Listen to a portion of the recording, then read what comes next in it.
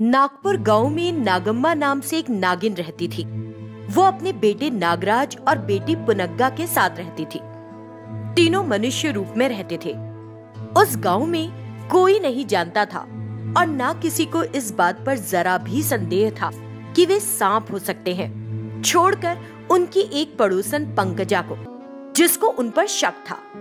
एक दिन वो अपने पति रमन से, सुनो, तुम्हारा हमारी पड़ोसन नागम्मा के बारे में क्या ख्याल है जी? क्या ख्याल होगा, हमारी तरह एक इंसान है, तुमको क्या लगता है?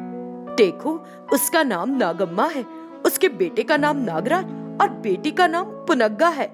सभी के सांपों के नाम है। नागम्मा का अर्थ सांप और नागराज और पुनग्गा का नाम भी सांपों के नाम है। अरे ये क्या सांप की कहानी शुरू कर दी? आखिर बोल क्या रही कि वो सांप है, इंसान नहीं? बोल नहीं रही हूँ, मुझे लगता है कि यही सच है। तुम अपने सच के साथ जाओ जहन्नुम में। वो नागम्मा सबके साथ घुल मिल कर रहती है और सबको इतने प्यार से भाई भाभी बुलाती है। नागराज और पुनग्गा, उसके दोनों बच्चे सरकारी स्कूल में पढ़ रहे। तुम्हारे दिमाग में हमेशा कोई ना कोई समस्या बनी रहती है, पता नहीं क्या बीमारी है तुमको। रमना ये कहकर वहां से चला जाता है, लेकिन पंकजा की आंख और कान नागम्मा के घर की तरफ ही लगे रहते हैं। कुछ दिनों बाद अमावस्या पर दीपावली का पर्व आता है। अमावस्या की रात कहते हैं कि नाग या नागिनी की शक्तियां काम नहीं करती, इसलिए नागम्मा, नागराज और पुनग्गा आधे इंसान और आधे सांप में बदल जाते हैं। वे अपने घर से बाहर नहीं निकलते, यूं ही अपने घर में बात करते रहते हैं। माँ, मैं और मेरी बहन बाहर जाकर पटाखे फोड़कर आते हैं। हाँ माँ, मैं भी पटाखे फोड़ना चाहती हूँ, जाने दो। नहीं बच्चों, हम इस हालत में बाहर नहीं जा सकते।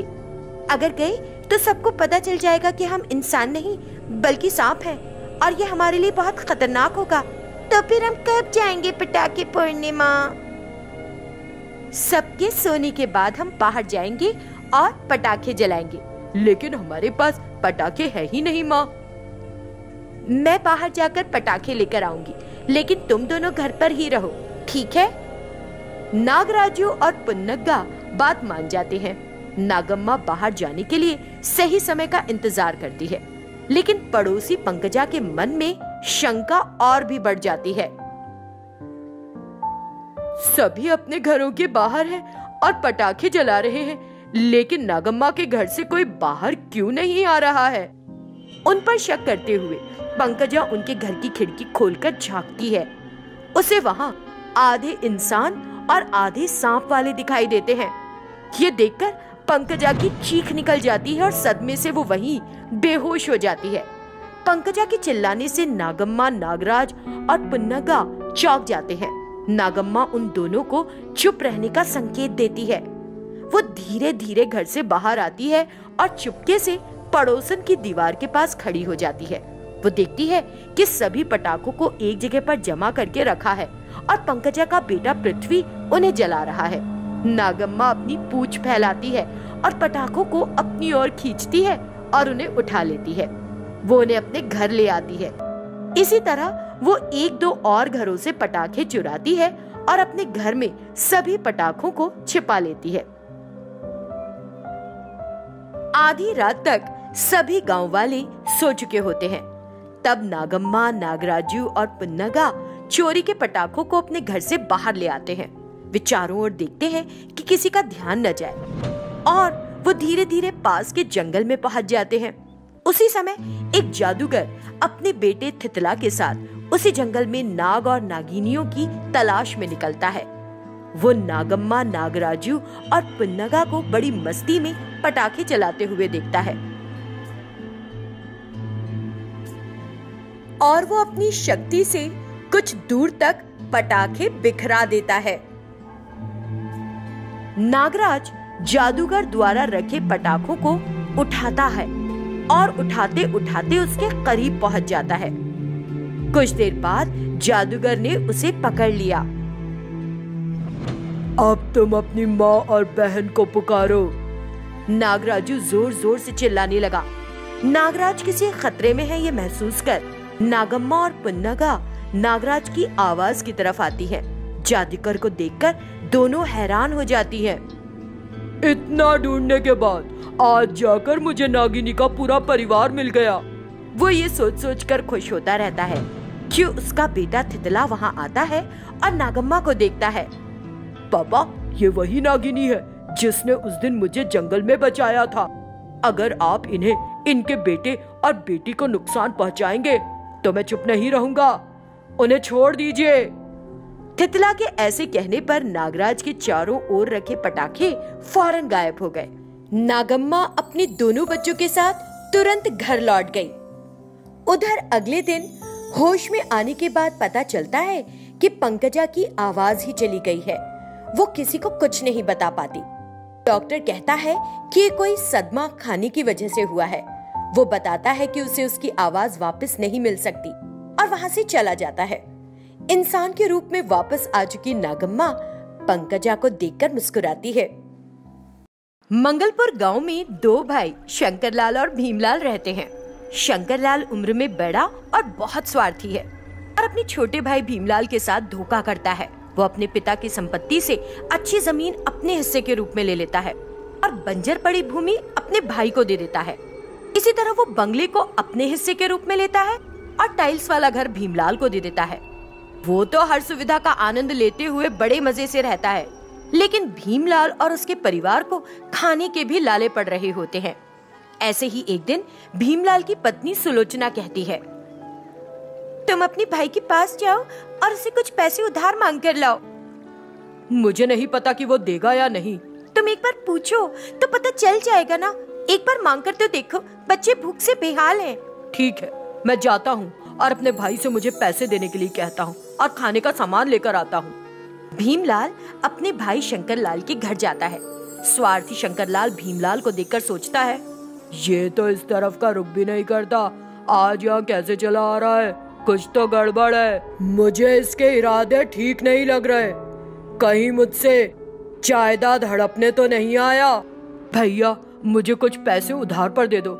घर में बच्चे भूख से तड़प रहे हैं। भीमलाल ने जो पूछा उसे सुनकर, पैसे नहीं और भी कुछ नहीं। मुझे तुम जैसे गरीब लोगों से नफरत है।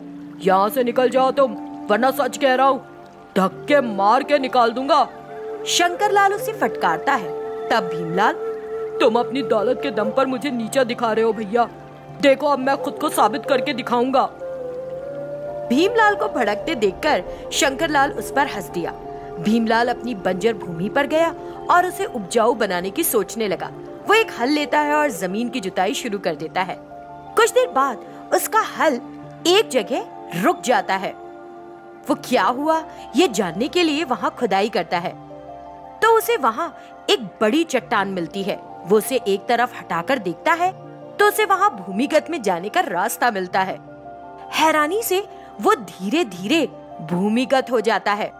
कुछ देर अंदर चलने के बाद उसे एक चमकता हुआ सोने का बर्तन हवा में तैरता हुआ दिखाई दिया। ये देखकर भीमलाल भ्रमित हो गया कि ये सच है या सपना। वो सोने के बर्तन के पास आता है और उसे पकड़ने की कोशिश करता है। ऐसा करते हुए उसे बर्तन के चारों ओर 5 रेखाएं दिखाई देती हैं, जिन्हें देखकर वो सोचने लगता है, ये क्या है? बर्तन के लिए सुरक्षा का घेरा तो नहीं है कभी? हाँ भाई, अगर तुम मुझ तक पहुंचना चाहते हो तो तुमको इन 5 रेखाओं को पार करना होगा। और ये मैं कैसे कर सकता हूँ? मैं तुमसे 5 पहेलियाँ पूछता हूँ। यदि तुम उनका उत्तर देते हो तो ये रेखाएं एक एक करके गायब हो जाएंगी। तो मैं तैयार हूँ, पूछो पहेली। बाहर अंधेरा हो चुका था। पैसे के लिए अपने भाई के पास गया भीमलाल घर नहीं लौटा था। सुलोचना भीमलाल के लिए चिंतित हो रही थी। वो बच्चों को घर संभालने के लिए कहती है और शंकरलाल के घर जाती है। वो उससे भीमलाल के बारे में पूछती है और वो उसे भी फटकार कर वहाँ से भगा देता है। सुलोचना वापस अपने घर लौट जाती है और भीमलाल के बारे में फिक्र करती रहती है। भूमिगत में भीमलाल सोने के घड़े द्वारा पूछी गई पहेलियों का एक एक करके जवाब देता जाता है। हर एक सही उत्तर के साथ सोने के घड़े के चारों ओर की 5 रेखाएं एक एक करके गायब हो गई। उसने वो घड़ा पकड़ लिया। एक बात याद रखना, मैं सोने का घड़ा हूँ तो ये मत सोच लेना कि मैं सोना दूंगा, लेकिन मैं तुम्हें सोने के अलावा कुछ भी दे सकता हूँ। अगर सोना मांगोगे तो तुम्हारे पास जो कुछ भी है सब खो दोगे। भीमलाल हाँ कहता है और बर्तन अपने घर ले आता है। बर्तन की सच्चाई की परीक्षा करने के लिए वो अपने परिवार की भूख मिटाने के लिए कुछ चीजें मांगता है। तुरंत जादुई सोने के बर्तन से वो चीजें बाहर आ जाती हैं। उस दिन वे पेट भरकर खाते हैं और जादुई सोने के बर्तन को सुरक्षित रखकर सो जाते हैं। अगली सुबह भीमलाल जादुई सोने के बर्तन को लेकर अपनी जमीन पर पहुंचा। उसने जमीन की जुताई करी और घड़े से पानी मांगा। जादुई सोने के बर्तन से पानी निकल आया और भूमि की सिंचाई हो गई। वो बीज बोता है और उसे फसल की अच्छी उपज मिलती है, साथ ही अच्छे दाम भी मिलते हैं। धीरे धीरे समय के साथ भीमलाल अमीर हो जाता है। वो अपना बड़ा सा घर बनाता है और अपने परिवार के साथ खुशी से रहने लगता है।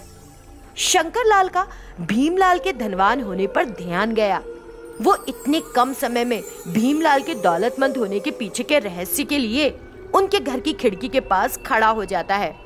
उसे जादुई सोने के बर्तन के बारे में पता चलता है और वो किसी तरह उसे चुराने की योजना बनाता है। वो उसी रात घड़े को चुरा लेता है और अपनी पत्नी और बच्चों के सामने रखता है। वो जादुई सोने के बर्तन को देखकर उससे सोना मांगता है। बस और क्या, शंकरलाल अपनी सारी संपत्ति खो देता है और गरीब हो जाता है। शंकरलाल इस बदलाव से सन्न रह गया। उसे बुरा लगा और सोचने लगा कि सोना मांगे जाने पर उसका सब कुछ क्यों लुट गया। वो जादुई सोने के बर्तन को भीमलाल के घर वापस ले जाने की सोचता है ताकि अपनी खोई संपत्ति वापस मांग सके और उसके घर की ओर चल पड़ता है। उधर अपने घर पर जादुई सोने का बर्तन गायब है, ये देखकर भीमलाल चिंतित होता है। फिर देखता है कि उसका भाई उस सोने के बर्तन को लेकर उसके पास आ रहा है और चौंक पड़ता है। समझ जाता है कि उसके भाई ने लालच के मारे बर्तन से सोना मांगा होगा, इसीलिए उसने अपनी सारी संपत्ति खो दी। शंकरलाल को अपनी गलती का एहसास होता है और वो कहता है कि अब वो सही बर्ताव करेगा, लेकिन जादुई सोने का घड़ा शंकरलाल की संपत्ति वापस देने से इनकार कर देता है। शंकरलाल भीमलाल से मदद मांगता है। भीमलाल अपने भाई शंकरलाल और उसके परिवार को अपने साथ अपने ही बंगले में रख लेता है।